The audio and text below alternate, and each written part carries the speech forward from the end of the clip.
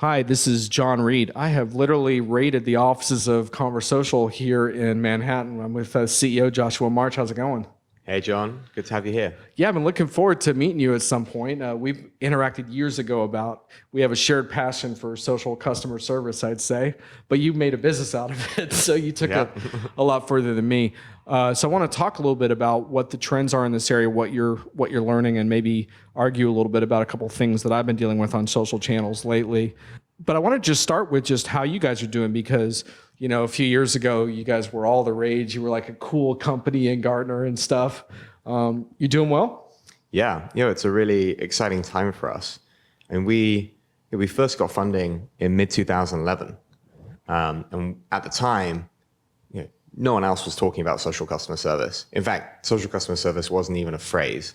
And we helped create that phrase because we really believed that it was fundamental that every company had to be delivering service to their customers through these new social and mobile channels. And we really spent, a couple of years beating the drum about it. Yeah. And, like you said, there was this kind of a couple of years or a little while in the wilderness when no one really knew what we were on about and everyone just cared about social marketing. Right. And then there's kind of a splurge of activity of being the kind of cool thing that people are excited about. You guys were the fashion for a while. Exactly. Yeah, but what's great now is that now it's all about real business. This has become something that's really, really serious. Yeah. We have customers, Fortune 500 customers who literally have hundreds of agents just doing social customer service. Right. And if you look at the market today, there's been this big swing away from the kind of all-in-one social media management suites trying to do everything possible social to companies realizing that social needs to be a really deeply integrated part of how they do customer service. Well, I'm glad you brought that up because that was when I was thinking about you guys. I was like, I wonder if that's going to be a threat to Conversocial because after you guys sort of faded a little bit as the fashionable company, like it all goes in cycles, right? Then it was all about the suite, right? And the suites are going to solve all our marketing suites will solve everything, And I was wondering, is that going to be an advantage for you guys? Like, can you compete against that, or are they swallowing you up? Mm-hmm. Yeah, last year I'd say was definitely the year of the suites. Right. They were kind of all the rage, and CMOs were being sold on this vision that they could buy one tool that would do everything social and everything they need. Yeah. And I think now the reality has kind of come home and come back to bite them a little bit, because the truth is, the needs of a marketing department are very different to the needs of a large enterprise contact center. Right. And trying to build one vanilla social tool that does everything just hasn't worked. Yeah. And what we've seen is a lot of companies have realized that and have been gone through some painful experiences trying to handle large scale service through these tools that just aren't built for customer service. The analysts are now pretty strongly coming out in favor of best of breed solutions. You see Forrester releasing a number of reports, saying that the all-in-one social suites just haven't lived up to the hype. Yeah. And they're now recommending to all clients that they buy point solutions and best of breed in the different areas instead. Nice. It's a nice message for you guys. It's a great message for us. And so we're really seeing a pretty big kind of tidal shift in the market towards our vision, really. And it's the same vision that we've been pushing and talking about for a number of years. So it's great to see everyone else getting on board. Right. And from the service perspective, I think I'm kind of have this love-hate thing going with social customer service because I love the idea of it. And I can remember a few times where it really worked out well for me, but then so many times I feel like I've had bad social customer service experiences. I mean, it's funny because before this podcast, I was just going through a list of companies I'd harassed socially. And I was thinking about from our first debates and conversations you and I would have on email about this. And the one thing I've noticed that I could be wrong about this, but I'm under the impression now that companies, they don't always solve my problem. In fact, sometimes I think they're downright shitty at it. But I feel like they have a better idea of who I am. Like when I first started to complain on Twitter years ago, it just seemed like it was always like, who is this nut job or whatever. But now I feel like they're checking my cloud score or the cloudization of service or something where they have some tool like that, some type of influence or assessment tool, because I can tell sometimes when they're they're definitely going over backwards to try to make me happy. They don't always know how to. Are you seeing that? Are companies getting smarter about how to prioritize, like, who to respond to and what's important? And Yeah, I think it's probably a factor of a few things. Yes, definitely companies are paying attention to that kind of thing. If someone has a really high clout score or a high follower score, they're making sure that maybe a more experienced agent is looking at it or it's getting prioritized. Yeah. But I also think that it's a factor of just companies paying more attention to this in general. Okay. And more and more companies having real service agents, prioritizing service issues in general, ensuring they're really trying to reach out and help people regardless of clout score. So I think it's probably both of those things coming together. I feel like I have too many service experiences, and this isn't just on social channels, but for our conversation where people are super, super nice to me and super polite and responsive, but they don't actually finish the conversation. I had one, I guess you could say, good experience with Hootsuite. It wasn't so good, but they pretty quickly figured out what I needed, and they told me that it wasn't available.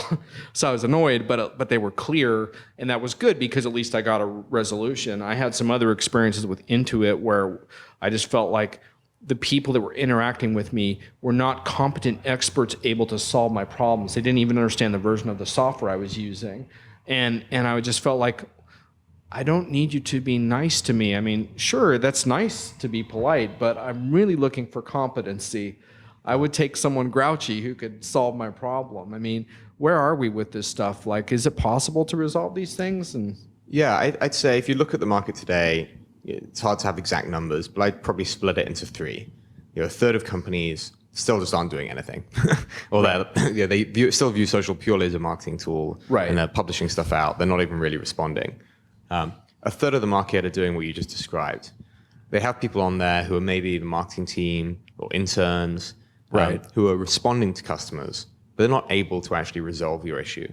And then there's a third of the market that have realized that this is a legitimate, important service channel and have real customer service agents in the contact center plugged into their CRM systems and their EPOS systems who are able to not just respond, but to fully actually resolve real issues. Right. And so in the sense of like your software, for example, it seems to me like your software can only reach its true potential if they're putting the right people to work on it. Because if you gave your software, I don't care how great it is, to some of the people I've dealt with on some of these social channels, I don't know that the experience would be that much better. Yeah, I'm assuming that it's not just software, right? It's some sense of advisory on how to do this that you're bringing to the table. Yeah, 100%. I mean, there's a number of things in there. Obviously, with the software itself, we do a lot of investment in how can we help companies deliver that real resolution, right, in terms of threading between public and private, tracking real issues and escalation and resolution rates. So part of it is in the software itself, but as you say, it still needs people to do it. And there's a couple of things in there. We try and do a tremendous amount of thought leadership, webinars, blog, guides. We have our definitive guide to social customer service, which we've been doing a number of years now. And we also have a consultancy and services team. Okay. And we'll actually work with companies right from scratch and help them build these teams. And we worked with a major cable company recently. I won't mention their name, but they realized the importance of this, but also realized that they didn't have anyone who could help them do it. Right. And as part of our solution, our services team actually went in there, helped them develop their own guide for how they do it, helped them hire agents, both externally and internally, who could be part of the social team, right, and helped actually then train those agents. So actually help them go from kind of zero to hero, which is we don't zero have to hero. I like we don't it. have to do to every company, but we do help a lot of our customers do that. I like that. I think we might need to brand that into a training program. That's beautiful. Then there's this whole thing around that you really intrigued me about before we started taping, where you said that you believe that full resolution it should be the result from social customer service. And I've never really thought of it that way. I've always thought of it much more, I mean, obviously simple things like Comcast confirming there's an outage in my area, sure. But like with more complex stuff, I've always thought you'd have to take it to a different channel, but you don't feel that way. No, definitely not. I mean, look, it's a terrible customer experience to have to shift channel. Yeah. Especially if it ends up losing data or losing the same agent you're speaking to. Right. Here's a fact: almost everyone today is on a smartphone. A lot of these service interactions are being initiated from a smartphone. Right. Email sucks. Right. In general. Yeah. Totally. Live chat doesn't really work. Right. Social is extremely efficient, extremely easy for the consumer and the agent. A lot of people don't want to have to shift to a phone call and sit on hold or sit on phone for a long time. Yeah. If you've got someone on social, even if you need to move to private message, you can do that really easily. There's now no character limits on Twitter DMs. You made that point. I think that's a really important point, huge, actually. right? Yeah. It basically means anything you can do over text, you can do over Twitter. There's no limits. With Facebook's new Messenger for Business, it's not only private, but they're also building in presence management, live chat functionality. So you can move something to private and do anything you could do over any of those other channels. And also Twitter's changed its messaging permissions on direct messages a little bit to make it easier for people to message when you're not following and stuff, which also takes makes it super simple. More friction out of it as opposed to like, follow me and blah, blah, you know what I mean? Yeah, completely. So there's none of that hassle. Yeah. And we have major Fortune 500 clients, telco and other things who have authorized their agents to take private information.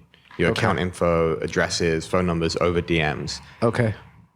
So there's really no excuse to delivering full resolution unless so when you work with willing. So when you work with your customers, that's really what you guys are talking about is let's not just identify problems socially, but completely resolve them socially. That's 100%. The goal. Okay. Yeah. All right. And they're tracking that and managing that within your software then. Yeah. Okay. Yeah. One thing I didn't tell you I was going to ask you, but just one quick question around that. I totally get the best of breed type of thing as far as why you would need to specialize in service to understand it. But are you also getting questions around integration? Because obviously you're capturing some really valuable data there. Yeah, so we think integration is really important. Yeah. So we have not just a full API platform, but also an integrations team. We actually build integrations with our client systems. There's a number of different integrations we have live. One of the kind of key ones that we try and get all of our clients to do is on the CRM and the customer data layer. We're building up in Conversocial pretty impressive profiles of customer information, both what we pull from the social platforms, also what agents are entering manually. We can build connectors into the CRM system so that the agent asks for the email address. Once we have that, we can then create a link with the customer record, pull information back into the system. So sharing that data two ways, getting that single view of the customer, that's kind of number one. Two is escalation into other teams.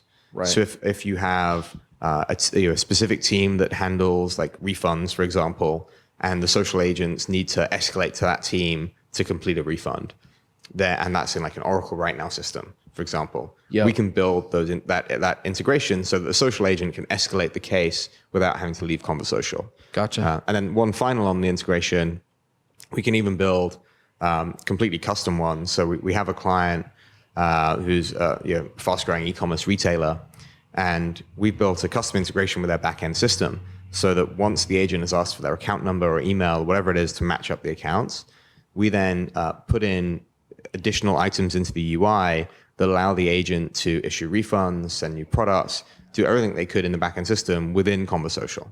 Yep. And we view those as pretty fundamental.